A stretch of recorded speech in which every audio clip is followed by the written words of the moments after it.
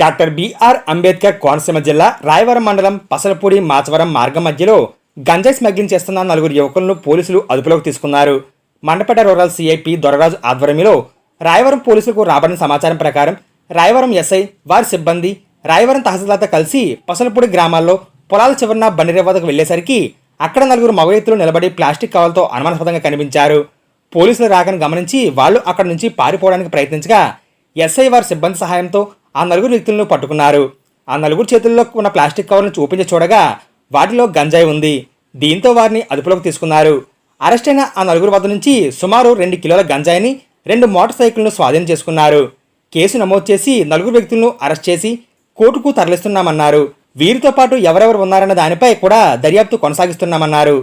Doctor BR Ambedkar Konaseema జిల్లా SP గారి ఆదేశాల మేరకు, అడిషనల్ ఎస్పీ గారి సూచనల మేరకు మండపేట రూరల్ సిఐ గారిని దొరరాజు గారి ఆధ్వర్యంలో రాయవరం పోలీసులు నిన్న అంటే 23 ఏప్రిల్ 2025 విశ్వసనీయ సమాచారం మేరకు పసలపూడి గ్రామంలో పొలాల మధ్యలో బండిరేవు దగ్గర వెళ్ళి తనిఖీ చేయగా అక్కడ నలుగురు యువకులు అనుమానాస్పదంగా నించొని 2 బైకుల్ని చేతిలో కవర్లు పట్టుకొని ఉండడం చూసి రాయవరం పోలీసులు వాళ్ళ మీద తనిఖీ చేయగా వాళ్ళు సుమారు 2 కేజీల గంజాయి కలిగి ఉండడం గమనించడం, వాళ్ళని తీసుకొచ్చి ఆ 2 బైకులను సీజ్ చేసి వాళ్ళ మీద గంజాయి కేసు కట్టడం జరిగిందండి.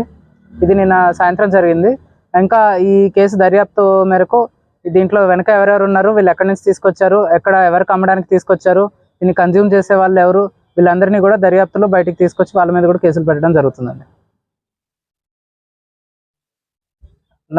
ఒక నలుగురు వరకు ఇప్పటి వరకు వచ్చిన సమాచారం వరకు ఒక నలుగురు అబ్స్కాండింగ్ లో ఉన్నారు. వాళ్ళని కూడా త్వరితగతిన అరెస్ట్ చేసి కోర్టు